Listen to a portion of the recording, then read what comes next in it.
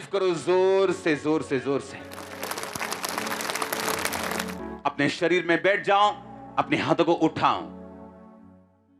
ये एक prophetic song है क्वायर, क्योंकि ये आज के वचन के साथ मिलता है ये सॉन्ग। इसी लाइन को गा, अपने हाथों को उठा। जो वफादार भी होगा वो वारिस भी होगा, मैं उसका खुदाबंद रहूंगा। नई उस ज़मीं में नए आसमां में बेटा मैं तुझको कहूँगा, बेटा मैं तुझको कहूँगा।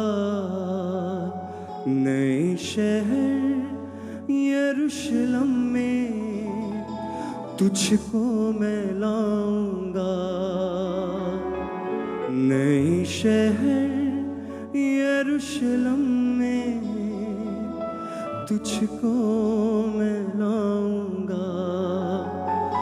वादा मसीह का है आसमानी, वादा मसीह का है आसमानी। हयात दिलाऊंगा, हयात दिलाऊंगा। आबे हयात के चश्मे से तुझको पिलाऊंगा। ना मौत रहेगी ना दर्द रहेगा, पुराना सब जाता रहेगा। ना रोना रहेगा ना आंसू रहेंगे, दुख सारा ही जाता रहेगा, दुख सारा ही जाता रहेगा। जोरे बाजू से अपने मैं तुझको बचाऊंगा, जोरे बाजू से अपने मैं तुझको बचाऊंगा। मैं अल्फा ओमेगा इब्तिदा इंतहा हूँ, कहा जो वो पूरा करूँगा। मैं अल्फा ओमेगा इब्तिदा इंतहा हूँ, कहा जो वो पूरा करूँगा। मेरे लोगों पे किसी भी बला का कोई इख्तियार ना होगा, कोई इख्तियार ना होगा। अबदी जीवन का ताज मैं तुझको पहनाऊंगा, अबदी जीवन का ताज मैं तुझको पहनाऊंगा। मैं अल्फा ओमेगा इंतहा हूँ, कहा जो वो पूरा करूँगा। मैं अल्फा ओमेगा इब्तिदा इंतहा हूँ, कहा जो वो पूरा करूँगा। मेरे लोगों पे किसी भी बला का कोई इख्तियार ना होगा। मेरे लोगों पे किसी भी बला का कोई इख्तियार ना होगा, कोई इख्तियार ना होगा। अबदी जीवन का ताज मैं तुझको पहनाऊंगा।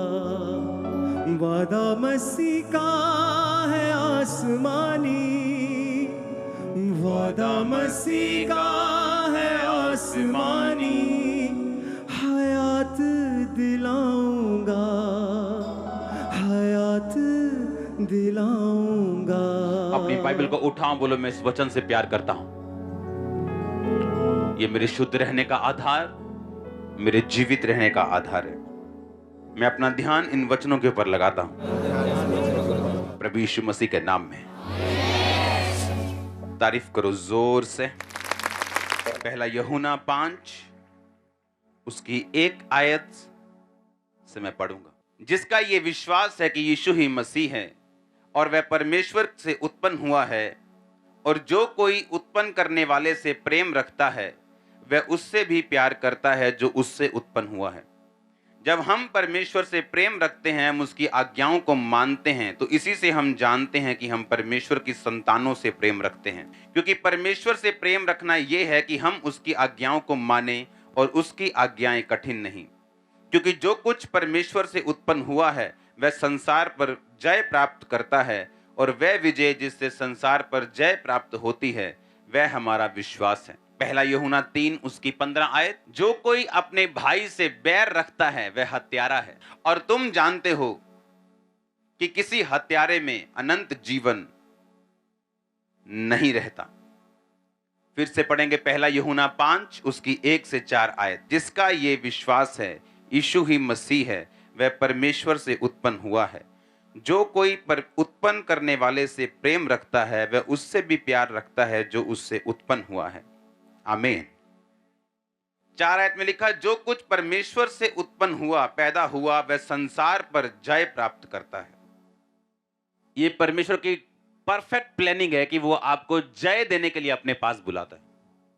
आपको ये मालूम है या नहीं? हां, विक्टोरियस लाइफ।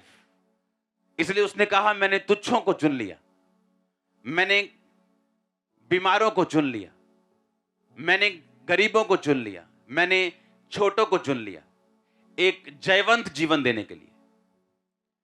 और जब आपको यह मालूम हो जाए कि यह परमेश्वर का प्लान है कि मैं जिस मर्जी जाति से हूं, जिस मर्जी बैकग्राउंड से हूं, गरीब हूं या अमीर हूं या आगे हूं या पीछे हूं, इससे कोई मतलब नहीं। परमेश्वर की इच्छा यह है कि मैं एक विक्टोरियस, एक जयवंत जीवन जीऊं। वो आपकी मैरिड लाइफ में हो, आपकी स्पिरिचुअल लाइफ में हो, वो आपकी फाइनेंस लाइफ में हो, हर तरफ से परमेश्वर ने आपको जय देने के लिए अपने पास बुलाया। हालेलुया। अब बात यह है कि उस जय को पाने का तरीका हमें बाइबल बताती है। अगर हम फ्रिज खरीदते हैं, टीवी खरीदते हैं और हमें मालूम नहीं वो कैसे चले, एक बुक उसके साथ मिलती है जिसमें लिखा होता है ये चलता कैसे। अगर हम उस बुक को छोड़ दें और बैठ के रोते रहें कि ये चल नहीं रहा, मेरे को पता नहीं चलाना कैसे है, तो इसमें टीवी बनाने वाले का कोई कसूर नहीं। कसूर आपका है जिसको बुक पढ़नी नहीं आती और उसको चलाना नहीं आता। अब परमेश्वर ने कहा, कहता है जिसको ये विश्वास है कि प्रभु यीशु ही मसीह है, यानी जो बपतिस्मा ले चुका है, जो परमेश्वर पर विश्वास करता है, कहता है वो परमेश्वर से पैदा हुआ है। बोलो अपने पड़ोसी को, तुम परमेश्वर से पैदा हुए हो। फिर से बोलो अपने पड़ोसी को, बोलो अगर तुम्हें, बोलो पड़ोसी को, बोलो अगर तुम्हें विश्वास है कि यीशु परमेश्वर है, मसीह है, तो तुम प्रभु से पैदा हुए हो। आमीन। अब उसने कहा अगर तुम्हें यह विश्वास है कि यीशु मसीह परमेश्वर है तो तुम परमेश्वर से पैदा हुए हो। कहता अगर तुम ये मानते हो कि तुम परमेश्वर से पैदा हुए हो तो तुम उन सब चीजों से प्यार करोगे जो परमेश्वर से पैदा हुई हैं। यानी तुम अपने भाइयों से भी क्या करोगे? कहता अगर तुम ये कहो कि मैं अपने बाप से प्यार करता हूं और अपने बाप के दूसरे बेटों और बेटियों को नफरत करो, कहता तुम में अनंत जीवन नहीं है, क्योंकि तुम अपने भाई से क्या करते हो? बैर करते हो। पहला यूहन्ना 3 उसकी 15 को पढ़ेंगे। जो कोई अपने भाई से बैर रखता है वो मर्डरर है। कहा वो मर्डरर है, वो हत्यारा है, वो कातिल है। जैसे 302 की धारा लगती है ना फिर कत्ल करने, कहता वो मर्डरर है। अगर तुम अपने भाई से नफरत करते हो, बैर करते हो, उसकी टांगे खींचते हो, कहता तुम एक हत्यारे हो, और एक हत्यारे में कभी भी अनंत जीवन नहीं रहता। अब पहला यूहन्ना 5 उसकी 2 में लिखा, जब हम परमेश्वर से प्रेम रखते हैं तो उसकी आज्ञाओं को मानते हैं, और इसी से हम जानते हैं कि हम परमेश्वर की संतानों से प्रेम रखते हैं। उसने कहा अगर तुम कहो कि मैं परमेश्वर से प्यार करता हूं, तो उसने कहा अगर तुम परमेश्वर से प्यार करते हो तो तुम उसकी आज्ञाओं को क्या करोगे? मानोगे। और उसने कहा इसी से हम जानते हैं कि हम परमेश्वर की संतानों से क्या करेंगे? प्रेम करेंगे। कहता अगर कोई ये कहे मैं अपने बाप से प्यार करता हूं और अपने भाइयों से नफरत करे तो वो अपने बाप से असल प्यार नहीं करता। परमेश्वर ने कहा अगर तुम अपने भाई से बैर करते हो तो तुम हत्यारे हो। उसने ये नहीं कहा तुम में कमी है या तुम जेलसी वाले बंदे हो या तुम में ये थोड़ी सी कमी है। उसने कहा कमी वमी नहीं है, तुम मर्डरर हो, तुम हत्यारे हो और किसी हत्यारे में अनंत जीवन नहीं रहता। आगे उसने कहा क्योंकि परमेश्वर से प्रेम रखना यह है कि हम उसकी आज्ञाओं को माने और उसकी आज्ञाएं मुश्किल नहीं, क्योंकि जो कुछ परमेश्वर से उत्पन्न हुआ है वह संसार पर जय प्राप्त करता है और वह विजय जिससे संसार पर जय प्राप्त होती है हमारा विश्वास है। अब उसने कहा इंग्लिश में for whatsoever is born of God overcometh the world. जो कुछ परमेश्वर से पैदा हुआ वो संसार पर जय प्राप्त करता है। प्रॉब्लम कहां पे? आप चाहे जानते हो चाहे ना जानते हो, पर शैतान इन वचनों को जानता है। आपको मालूम, वो इन वर्ड्स को जानता है। इसीलिए जब वो यीशु मसीह के पास आया और उसे मालूम था कि मैं यीशु मसीह को आके ऐसे ही कुछ नहीं कहूंगा, मैं उसको ऐसे नहीं भरमा सकता क्योंकि ये वचन का जानकार है, उसने यीशु मसीह को आके बोला अगर तू परमेश्वर का बेटा है तो अपने आप को इन चर्च की इस भवन की ऊपर से नीचे गिरा दे, अपने आप को यहां से नीचे गिरा दे, तो तेरे वचन में लिखा है तेरे पिता के कि तेरे दूत आएंगे और तुझे संभाल लेंगे।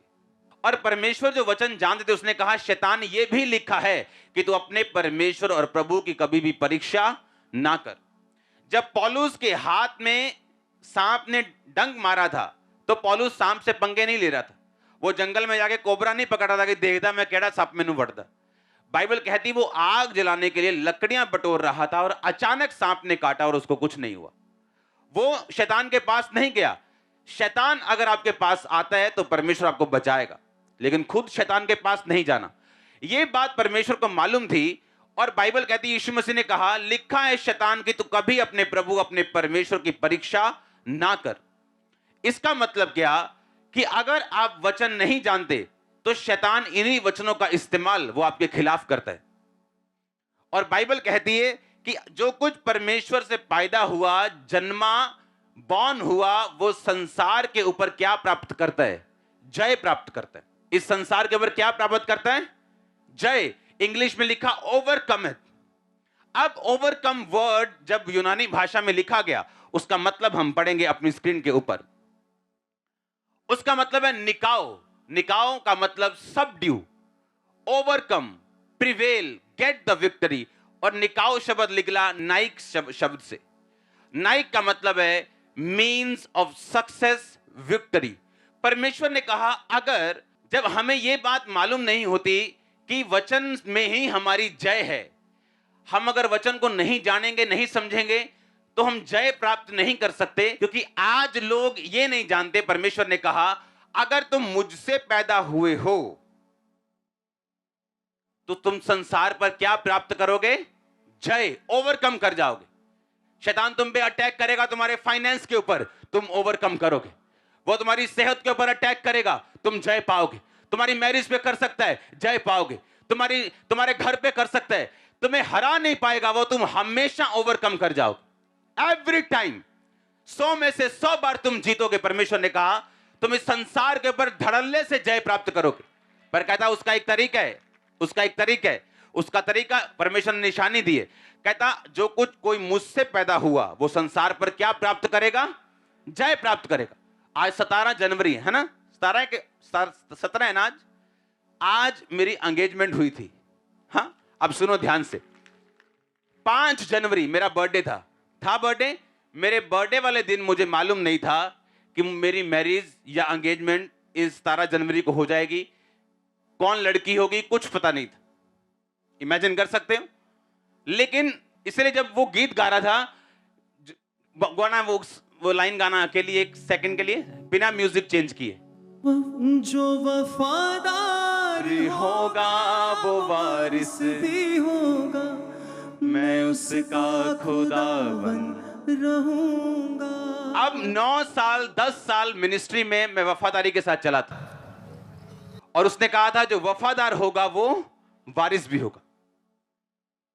5 जनवरी को मेरे को इतना मालूम था कि मुझे अब इस साल मैरिज करनी है, होली स्पिरिट से ये इंस्ट्रक्शन है। क्योंकि मुझे ऐसा लगता था मैं मैरिज नहीं करूंगा क्योंकि मेरी सेवकाई में रुकावट ना आए, मेरी सेवकाई ऐसा ना रुक जाए, मैं ज्यादा काम करना चाहता हूं। लेकिन होली स्पिरिट ने बोला काम ज्यादा होगा अगर तुम मैरिज करेगा, नो प्रॉब्लम, तेरी डिस्ट्रक्शन सब चीजों को छोड़, बस मेरी बात को सुन। और आपको वो स्टोरी सब मालूम है कि फोटोज मंगाई, दैट्स इट, इसको देखो। उसके बाद 16 जनवरी को डिसाइड हुआ, 17 को जिस दिन डिसाइड हुआ उसके अगले दिन एंगेजमेंट। और मैं अपनी टेस्टिमनी दे रहा था, एक बहुत बड़े लॉयर है उनको, कि एंगेजमेंट के बाद जब हम बैठे थे तो तब बातें चल रही थी, अच्छा मैं ये कास्ट की हूं, तुम कौन सी कहा, मैं ये कास्ट। एंगेजमेंट के बाद घर नहीं देखा, कुछ नहीं देखा। और अब मैं आपको ये दावा कर सकता हूं मेरी मैरिज लाइफ के जैसे किसी की लाइफ नहीं होगी, मैं सच कह रहा हूं।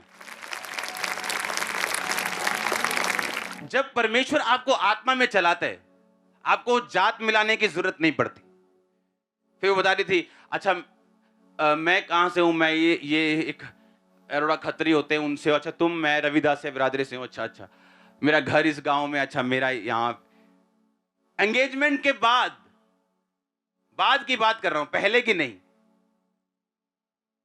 जब हम शरीर से चलते हैं, अच्छा जात मिलनी, अच्छा पैसा मिलना चाहिए, अच्छा सब कुछ मिलना चाहिए, बाद में चाहे छितर पनीर की रोटी भी घर रोज पके। क्यों? अगर हम स्पिरिट में चलेंगे, उसने कहा कि तू मुझसे पैदा होगा, तू हर चीज पे ओवरकम कर जाएगा, तेरी लाइफ का हर स्ट्रगल विक्ट्री में बदलेगा, जीत में बदल जाएगा। अगर तुम किससे पैदा होगा? मुझसे। अब परमेश्वर ने कहा अगर तुम मुझसे पैदा हुआ है तो उसकी एक निशानी होगी, तू उन सबसे प्यार करेगा जो मुझसे पैदा हुए। अगर तेरे में यह बात नहीं है तो तू झूठा है, मर्डर है, तू हत्यारा है। आप जानते हैं हेवन फुल ऑफ सरप्राइजेस होगा, क्योंकि जिन लोगों को आप स्टेजेस पे देखते हैं वहां पे वो लोग नहीं होंगे।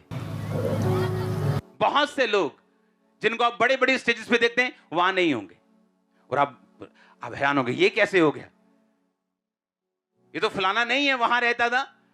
और आपको मालूम होगा कि ये स्वर्ग में है ही नहीं। सामने से हालेलुया बोल के सरमन देना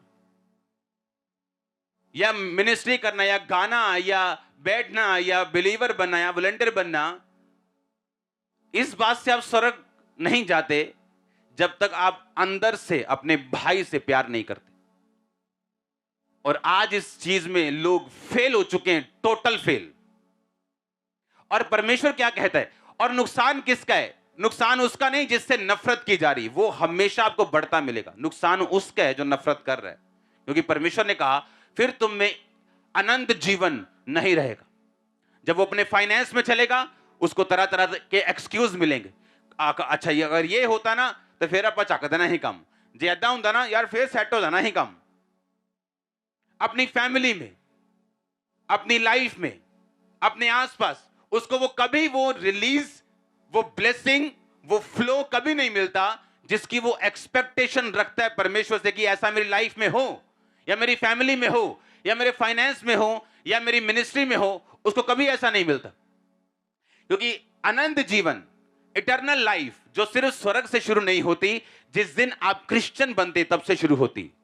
वो आपके फाइनेंस में फ्लो करती, आपके शरीर में फ्लो करती, वो आपके परिवार में फ्लो करती, आपके मानसिक जीवन में फ्लो करती, स्पिरिचुअल लाइफ में फ्लो करती। और जब वो आपकी लाइफ में फ्लो करना शुरू करती है, आपकी लाइफ में लाइफ बढ़ती, आप जीवित होते हैं, अपनी हर एक पहलू में, हर एक चीज में आप जीवित होते हैं। और जब आप बैर करते हैं, नफरत करते हैं, वो आप नहीं जानते वो चीजें गायब हो जाती। आप दुनिया के सामने वही रहते हैं, आपकी शक्ल चेंज नहीं होती, पर आपकी स्पिरिचुअल पोजीशन जो है वो बदल जाती है। फिर से पढ़ेंगे इसको। पहला यूहन्ना 5, जिसका यह विश्वास है कि यीशु ही मसीह है, वह परमेश्वर से पैदा हुआ है। जो कोई उत्पन्न करने वाले से प्रेम रखता है, वह उससे भी प्यार करता है जो उससे पैदा हुआ हो। यानी जो कोई परमेश्वर से प्यार करता है, वह उससे भी प्यार करता है जो परमेश्वर से पैदा हुआ हो। जब हम परमेश्वर से प्यार करते हैं तो उसकी आज्ञाओं को मानते हैं, और इसी से हम जानते हैं कि हम परमेश्वर की संतानों से प्यार करते हैं। परमेश्वर ने कहा, अगर तुम भी अपने प्रेम करने वालों से प्रेम करो, जो तुमसे प्यार नहीं करते उनसे नफरत करो, तो तुम में और अन्य जातियों में मैं कोई फर्क नहीं समझता। आज बड़ी बड़ी बातें करने से ये बेटर है कि कलीसिया अपने बेसिक में चले। एक मकान पे अच्छे से अच्छा पेंट, अच्छे से अच्छा ईंटें, सरिया, अच्छा फर्नीचर, बेस्ट सीलिंग लगा के अगर उसका बेस कमजोर छोड़ दोगे तो एक दिन उल्टा और शर्मिंदगी होगी, क्योंकि लोग बोलेंगे कि क्या बेस्ट से बेस्ट सामान लगाया लेकिन मकान ढह गया। इससे अच्छा यह कि लोगों की परवाह ना करते हुए अपना बेस स्ट्रांग करो, चाहे वो घर थोड़ी देरी से बने, मुश्किल बने, लेकिन जब वो बन जाए वो एक सदा का घर हो। और ऐसा करने के लिए प्रभु ने आपको अपने पास बुलाया। परमेश्वर ने कहा, अगर तुम मुझसे प्यार करोगे तो मुझसे जो जन्मा है तुम उससे भी प्यार करोगे। चाहे वो तुम्हारे साथ सेम विश्वास नहीं शेयर करता तो भी, उसकी डॉक्ट्रिन थोड़ी अलग हो तो भी, अगर वो तुम्हारे साथ सहमत नहीं है तो भी, पर कहता अगर तुम बैर करते हो तुम एक मर्डरर हो। परमेश्वर तुम्हें एक मर्डरर की निगाहों से देखता है। आज प्रॉब्लम पता क्या है चर्च में? आज प्रॉब्लम यह है कि जब एक पापी चर्च में आता और छाती पीट के बोलता है, रो के कहता, खुदावन मैं पापी हूं, और लिखा चुंगी, एक बंदा आता है और बोलता है कि परमेश्वर ये चुंगी लेने वाला जो कह रहा है ना मैं पापी हूं, मैं इससे बड़ा अच्छा हूं। आप प्रेयर करी दी है, पता हम प्रेयर करते हैं, पता दान कितना देते हैं, और परमेश्वर ने कहा वो धर्मी और तू पापी। हम जितना मर्जी अच्छा काम कर लें, जब तक हमारा टीचर हमारी कॉपी चेक करके उस पर गुड नहीं लिख देगा, तब तक वो सस्पेंस बना रहता है। हाँ या ना? हम जितना मर्जी अच्छा कर लें, जब तक हमारा टीचर उस पर वेरी गुड नहीं लिखता, उसे पास नहीं करता, तब तक वो पास नहीं। आज जब हम बेसिक भूल जाते हैं और बड़ी बड़ी बातें करना शुरू कर देते हैं, एंड में शर्मिंदगी कुर्सी पर बैठ के उन लोगों का इंतजार कर रही है, उनको मालूम नहीं। क्योंकि ये होगा, क्योंकि अनंत जीवन किसी हत्यारे में नहीं रहता। वो लाइफ नहीं रहती जो आपकी हड्डियों में बहनी, वो लाइफ नहीं रहती जो आपके फाइनेंस में बहनी, आपकी लाइफ में, फैमिली में बहनी, वो लाइफ नहीं रहेगी आपकी लाइफ में अगर आप बैर करेंगे तो। हालेलुया। अब हम पढ़ेंगे प्रकाशित वाक्य 3 उसकी 21 आयत को। जो जय पाए उसे मैं अपने साथ सिंहासन पर बिठाऊंगा, क्योंकि मैं भी जय पाकर अपने पिता के साथ उसके सिंहासन पर बैठ गया। फिर बोलो, जो जय पाए। इसका मतलब यह है, प्रकाशित वाक्य एक ऐसी पुस्तक है जिसको आप मान नहीं सकते पूरा, क्योंकि यह एक प्रोफेटिक बुक है। यह तो होना है अभी। ये सिर्फ पढ़ने से ही आपको ब्लेसिंग मिलती है, बोलने से ही ब्लेसिंग मिलती है, इसको सिर्फ देखने से ही ब्लेसिंग बाइबल कहती है आपको मिलती। जब आपने ये वचन पढ़ा, एक्चुअली आप ब्लेस हो रहे हो सिर्फ पढ़ने से। ये इस बुक की खासियत है। उसने कहा जो जय पाए, इसका मतलब ये एक चॉइस, ये एक चुनाव है जो आपको करना है। परमेश्वर ने यह नहीं कहा जिसको मैं जिताऊं, परमेश्वर ने कहा जो खुद जय पाए उसको मैं अपने सिंहासन पर बिठाऊंगा, जिस तरह मैं भी जय पाकर अपने पिता के साथ सिंहासन पर बैठ गया। जब आप वचन पे चलते हैं, अपने भाइयों से प्यार करते हैं, आप अपने फोकस को बना के चलते हैं, परमेश्वर आपकी लाइफ में आपको ऐसी ग्रेस देता है, ऐसी आपको शील्ड आपके आसपास, ऐसा एक घेरा देता है, आपको इस डिवाइन ईश्वरीय तरीके से वो चलाता है, आपकी अगुवाई करता है। जब आपको कुछ भी नहीं सुन रहा तब भी आपके पांव सही रीति के साथ चलते हैं और वहीं जाते जहां परमेश्वर चाहता है। ये सारा कॉन्फिडेंस, ये सारा विश्वास आप इसे अपनी लाइफ में पर्सनली भी देख सकते हैं प्रैक्टिकली पूरा होते हुए, अगर हम उसके वर्ड पे चले तो। हालेलुया। और जब वो आपकी अगुवाई करता है, जब परमेश्वर आपके ईश्वरी रीति के साथ अगुवाई करता है, आपकी सेंसेस उसके साथ मैच नहीं करती।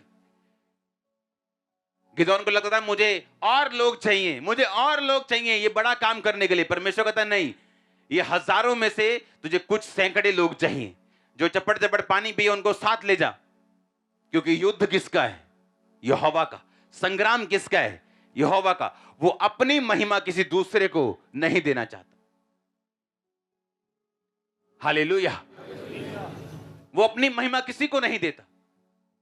वो अपनी ग्लोरी, अगर मैं ये बात बोलता हूं, अगर आप यूज हो रहे हैं खुदाबंद के लिए, आप किसी भी चीज के लिए, किसी भी डिपार्टमेंट में, किसी भी काम के लिए, कभी घमंड मत करो, क्योंकि परमेश्वर के पास आपसे बेटर पर्सन अवेलेबल है उसी जगह के ऊपर। और जैसे आप घमंड करेंगे वो आपसे बेटर पर्सन खड़ा कर देगा। और जब हम इस बात को पहचानते हैं कि अगर हम कुछ कर रहे हैं, अगर हम कुछ बोल रहे हैं, अगर हम कुछ प्रेयर कर रहे हैं, अगर हम कुछ कर रहे हैं परमेश्वर के राज्य के लिए, तो ये आपकी ब्लेसिंग है।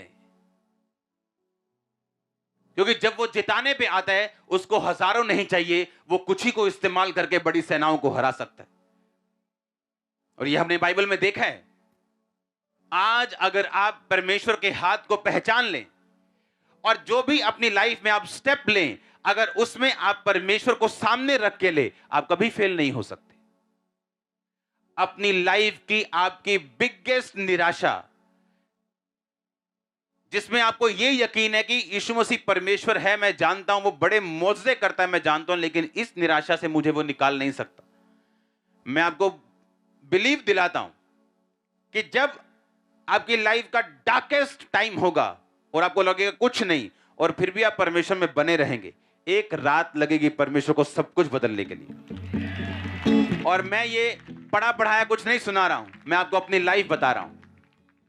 एक नाइट फिनिश, एक दिन लगेगा उसको सारा वातावरण बदलने के लिए, जब वो आपके फेवर में खड़ा हो जाएगा। तो अब प्रॉब्लम ये है, आज का जो बिलीवर है वो परमेश्वर के हाथ को पहचानता नहीं।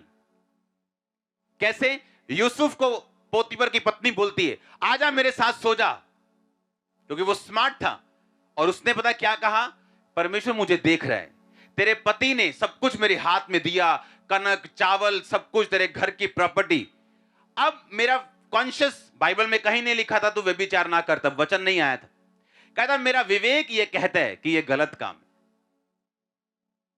बाइबल में कहां लिखा अफीम ना खाओ? लिखा कहीं? तो क्या अफीम खानी सही है? उस टाइम नहीं लिखा था व्यभिचार ना कर, पर उसको मालूम था व्यभिचार करना पाप है। बाइबल में कहीं नहीं लिखा स्मैक ना पियो। स्मैक तो अभी आई है ना, अभी इंसान की ये कुकर्म है उसने बनाई। इसका मतलब ये नहीं कि हम खाएं या पिएं, क्योंकि बाइबल में आपको कॉन्शियस दिया, एक विवेक दिया। कहता मेरा विवेक ये कहता है कि जिस परमेश्वर ने मुझे इतनी ब्लेसिंग दी है जिस घर में, उस घर के साथ मैं ऐसा काम ना करूं। उसका विवेक उसको प्रधानमंत्री की कुर्सी पे ले गया।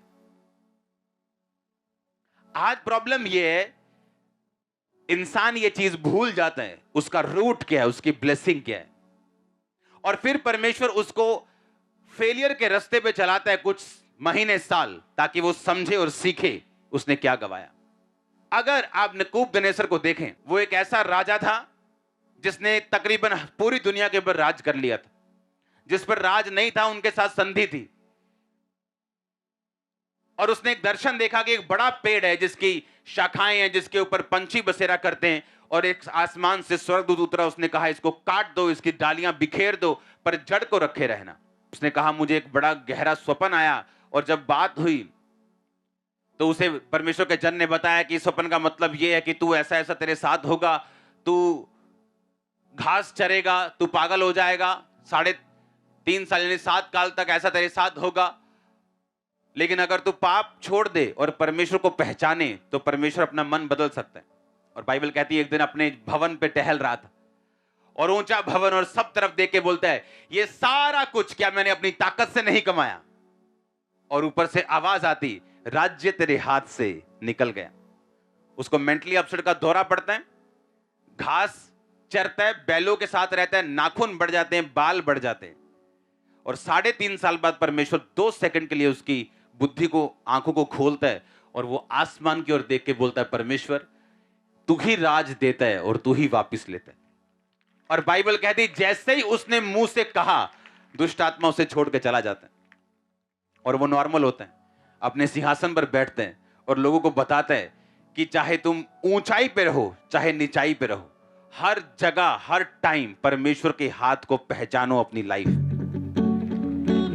अगर तुम नहीं पहचानोगे, अगर उस डीप निराशा के गड्ढे में अगर यूसुफ ना पहचानता तो प्रधानमंत्री तक ना पहुंचता, उस कुर्सी तक ना पहुंचता।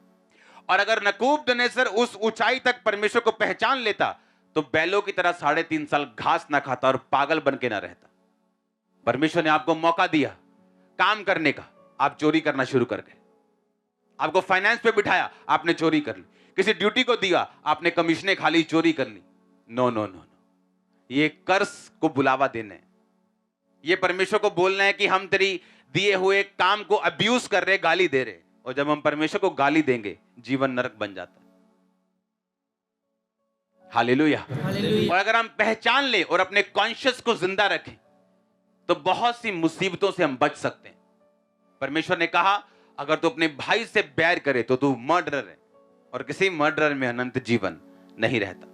कहता अगर तू उससे भी प्यार करे जो मुझसे पैदा हुआ, तू जय पाएगा, तू विक्ट्री लेगा, ओवरकम करेगा, सबड्यू करेगा, सक्सेस लेगा, प्रिवेल करेगा इस संसार के ऊपर। हर वो चीज जो इस संसार के ऊपर है आप उस पर जय पाएंगे। परमेश्वर को पहचानो अपनी लाइफ में, अपने कॉन्शियस को, मन को, अपने विवेक को जिंदा रखो, अपने अंदर वाले आदमी की बात को सुनो। हालेलुया। अपने हाथों को उठाओ। Thank you Jesus. जो वफादार होगा वो वारिस भी होगा, मैं उसका खुदाबंद रहूंगा।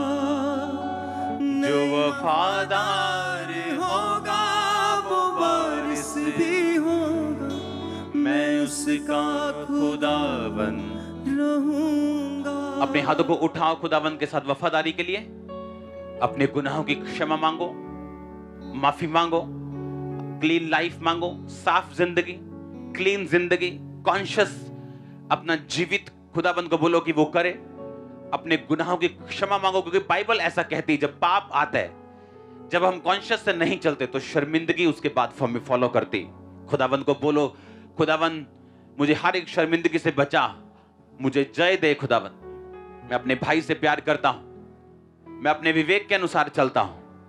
हिलाओ अपने हाथों को और मांगो परमेश्वर से। आज ग्रेस यहां पे मौजूद है, उस वफादारी के अभिषेक और उसके मसे को मांगो।